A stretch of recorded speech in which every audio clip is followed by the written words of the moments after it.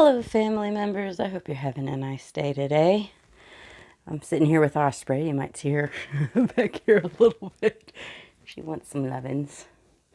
But I wanted to talk to you today about police. I was talking about this with my mom earlier. And, I think that people, when they talk about the idea, defund the police, people forget that that was sort of the moderate position, that really where we started and where we really need to go and what we need to really consider is fully abolishing the police. Now, I know that people just kind of freak out when you say that because they're like, but would the police do this and the police do that? And I'm like, then what we need to do is we need a department that handles people who are dealing with mental health issues. We need a department that handles people with substance issues. We need people, we need to have specialized departments instead of like expecting cops to do like all of the stuff that we need to have for the cogs of society to work. And the reason why I firmly believe that we have to consider and execute abolition as opposed to some sort of reform is that we've tried reform over and over and over and over again, and it just doesn't do anything. The system is too corrupted. I've known people in law enforcement. I know that they generally can be very nice people. They can even have really good intentions.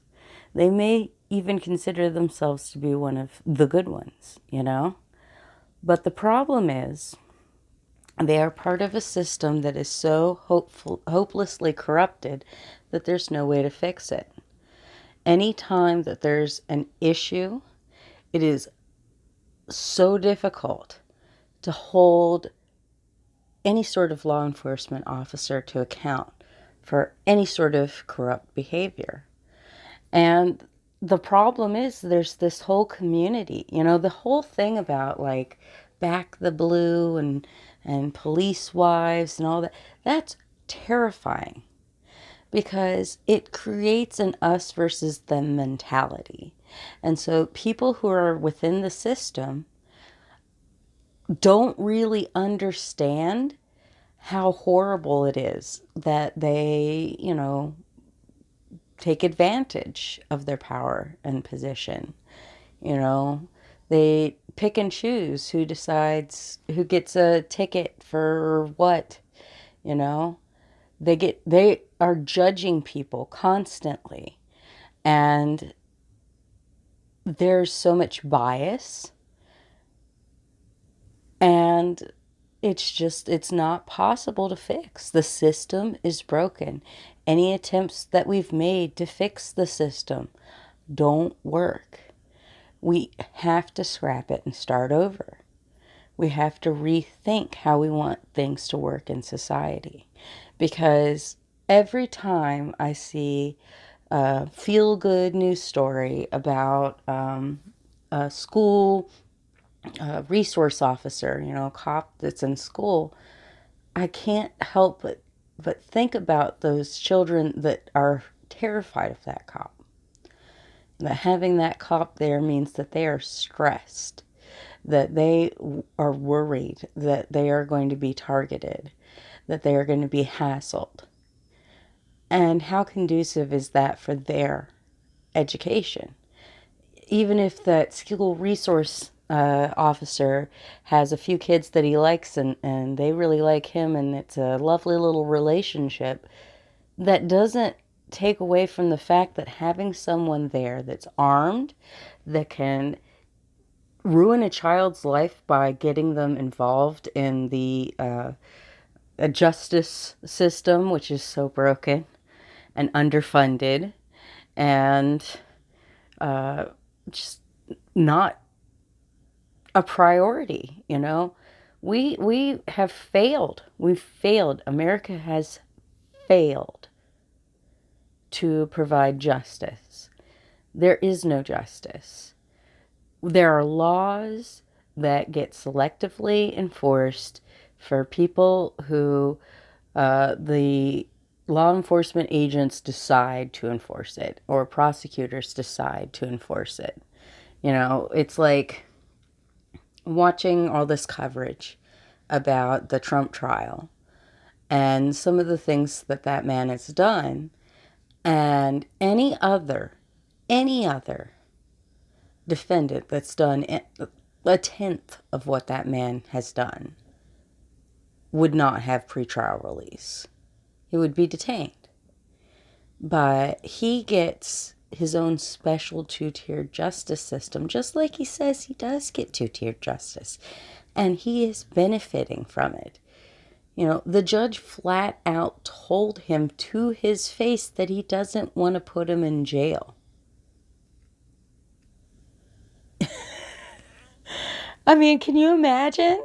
Can you imagine, you know, a guy who's dealing with a horrible drug addiction, living on the streets, getting arrested for something stupid, and the judge being like, oh, I don't want to put you in jail. But, you know, stop threatening the jury and the witnesses and all the court staff, you know. Like, what the heck is wrong with this? We don't have justice. And the system can't be corrected. It needs to be torn down and rebuilt. And my biggest concern is that people will not vote, because I've done my research. I understand what people in this country believe and want from their government. And if government just did what it is that people want and fully funded the programs that we have and that we want to have, we wouldn't have nearly as much strife in this country. But the problem is, right now, everything is made for individuals, for exceptional individuals. The system is made in such a way that if you are exceptional, your life is exceptional. And if you are not considered exceptional by the system, they really literally do not care if you die. You know, that's where I'm at. I'm disabled, I can't work, but I can't get a diagnosis, and I can't get my disability approved, and my savings are just almost gone. And if it weren't for my family, I would be homeless. And if I was homeless, I'm physically frail enough that it would kill me. Like, literally, the system does not care if I die. And I think that's got to be a broken system. It just absolutely baffles me how these people try to talk about America being a Christian nation when this is so un-Christ-like, you know? They're the Pharisees. And if Jesus were around, he'd be flipping over some tables at police stations. I can tell you that, you know? The way that they treat sex workers, the way that they treat, addicts, the way that they treat people who are poor and just trying to hustle a little bit to make their lives just a smidge easier.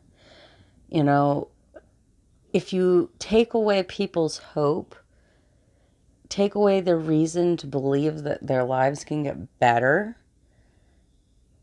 why do you think that they aren't going to act out? You would act out in that situation. These, entitled individuals understand that for themselves that would be unacceptable, and they wouldn't think that that's just.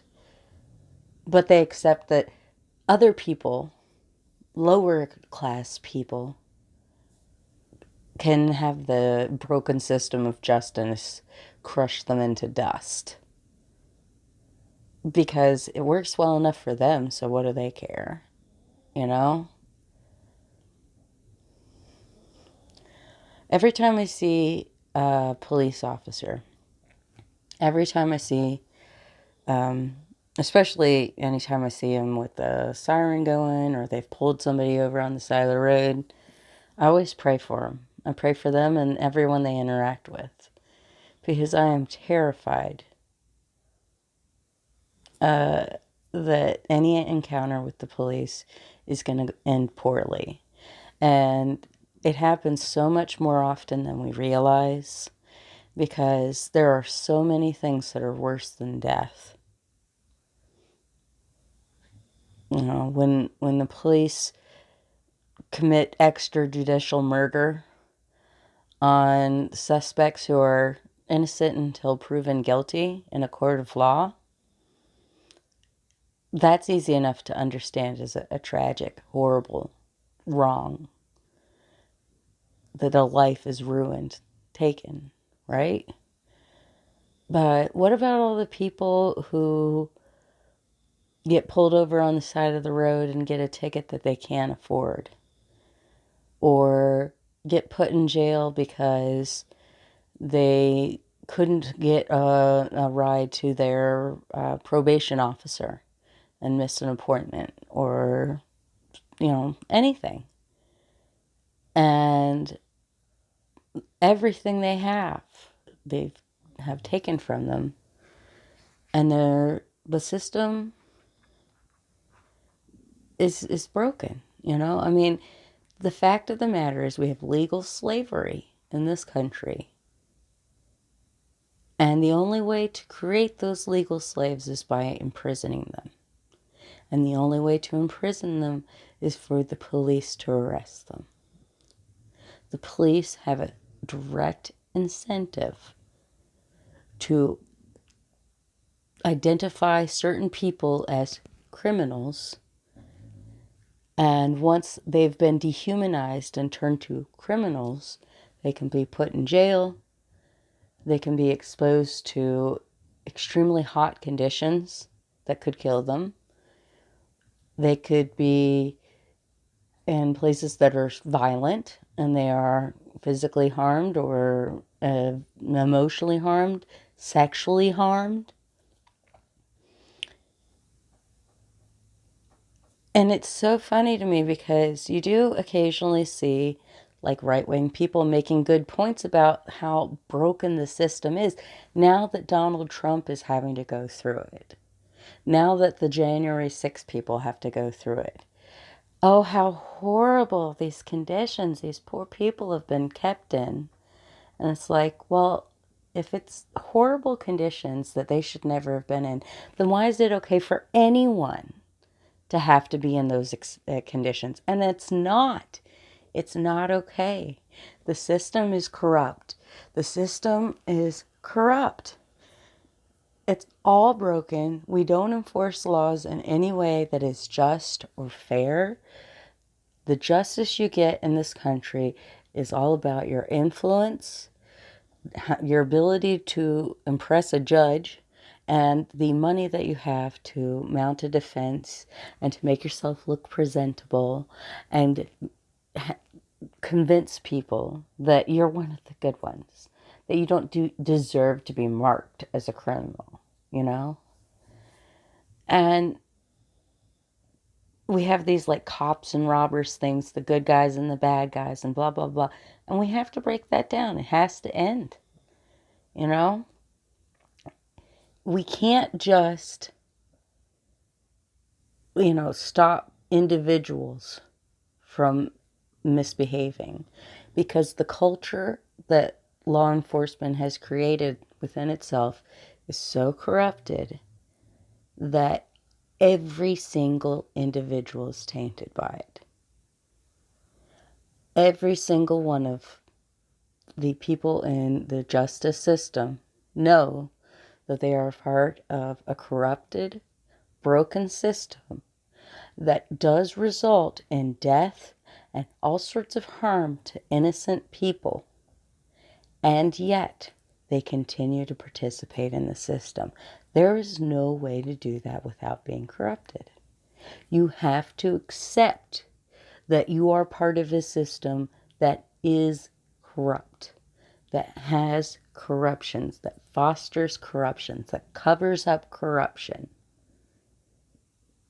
that places people in law enforcement and who have money and political power and influence into a higher class than everyone else. And people are treated differently depending on where a police officer decides that they fit. If they decide this is a worthwhile individual, this is a worthwhile human being, they can be the most wonderful, kind people in the world. I've had law enforcement agents who have done wonderful, kind things for me. And I've always been very appreciative of it. I'm always very keenly aware that what they have is a difficult and dangerous job. That does not mean that I don't believe that they are part of a system that shouldn't exist. And defunding the police might be the compromise we have to settle on. Kind of like how it looks like maybe we might, if people actually go out and vote and don't let Republicans take back power, we might be able to get like a Medicare for all. Instead of like a really good healthcare system, at least we could have that, you know? Unfortunately, we live in a country with people who have very different opinions about how things should be run. And because we are a country that's meant to be led by the whims of the people, we do have to accept a certain amount of inefficiency and things being less than ideal. Because you can't please everybody, you know? And so compromise should be part of whatever the eventual solution to this is. But it doesn't mean that the best solution wouldn't be abolishment. To burn it all and start over fresh. To get those people out of those dangerous jobs that corrupt them, that turn them into this other, that allows them to otherize themselves in their own head and think of themselves as superior or different than average citizens. That's not healthy for them. It's not good for them. Being a police officer is a bad thing for everyone who does it. It's dangerous. It's not a ethical profession, and it just shouldn't be. There's literally no good reason not to just start over, to say, all of you, we're releasing you into the world. We're not doing police anymore. But if you want to still be a public servant, you know, you can join the domestic abuse survivor support group and start having that.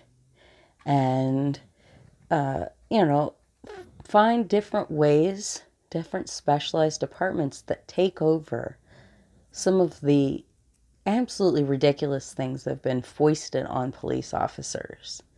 You know, police officers have not been trained to handle mentally ill people or autistic people or people with other types of developmental disabilities necessarily. That's not an inherent part of their education. And so it's unfair to expect them to be able to do a good job in those scenarios. Like, honestly, the reason why I think that abolishing the police, well, one of the reasons why I think that abolishing the police is good is because I really honestly think that it is harmful to everybody involved in the system. I truly feel compassion for everybody. And I do honestly believe there are people that mean extremely well. But the system is corrupting them. The system is killing us. The system is broken. The system cannot be fixed. And so we should abolish the police. Yeah, that's all I got to say for you. Obviously, I feel very passionately about that. Let's see here. Let's see if we can get Osprey to come and cute up the place a little. Make us feel a little bit better after all that. Huh? Oh, she's not. She's not into it. Although she is purring. Oh, baby. She was tucked up behind my back there, and she didn't want to be moved. Well, family members, obviously my upload schedule's a little different now.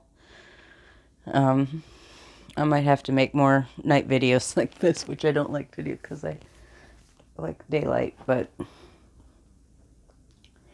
try to keep up with it as I can. Well, I have my goddaughter here, you know, priorities have shifted, so please keep an eye out. You know, I'll still be putting up videos as often as I can, and let me know what you think. You know, this is a situation where I'd really like to get some comments on it.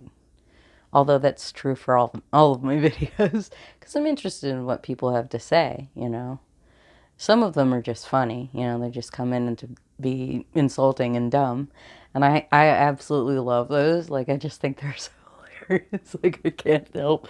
I'm just like, please troll me. It's so funny. But like, the people who have really thoughtful comments, I love that so much. So this is one where I'd really like to hear what other people think on it, because to be fair, I think of myself as fairly centrist, as fairly conservative for a Democrat. You know, I'm not really as lefty as a lot of the people that I watch. You know, I watch a lot of leftist content creators, and I can tell that their opinions and my opinions are mostly aligned. And as far as outcomes go, we're pretty aligned. But you know, yeah, I definitely have some conservative tendencies. I mean, that's not too surprising, you know. I'm a 42-year-old woman who grew up in West Virginia, you know, like that's there. But, you know, this is one of those situations where, you know, after we watched George Floyd be just suffocated to death in front of a crowd of people who were doing everything they could to try to save his life,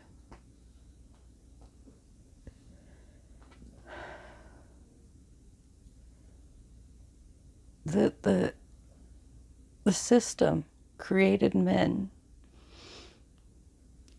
who could do that, who could stand there while a man slowly and horribly murdered another man over a minor, potentially petty offense, with onlookers watching, and they didn't stop him. Derek Chauvin is a horrible, horrible person, and he deserves whatever punishment he gets. But the other officers that were there are just as dangerous as he is. And they are not anomalies within the system. There are many, many like them. The system corrupted them, turned them into accomplices of murder. And that is unconscionable. They should not have been corrupted like that. Their souls were tainted.